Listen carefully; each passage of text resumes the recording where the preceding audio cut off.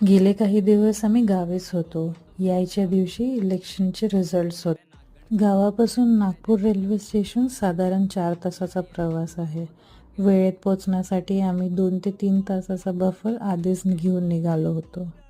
IRCTCचा message आला होता की ट्रेन साधारण 2 ते 2.5 तासांनी उशिराने आहे.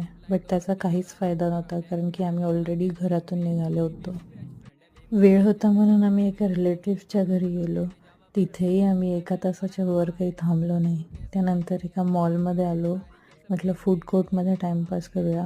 अनफॉर्च्युनेटली तिकडे फूड कोर्टसुद्धा नव्हता. सो आम्ही इकडे तिकडे भटकतच होतो.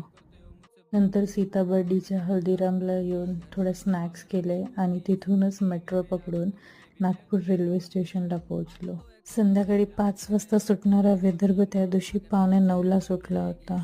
असा वैताग आलेला ना प्रवासाचा.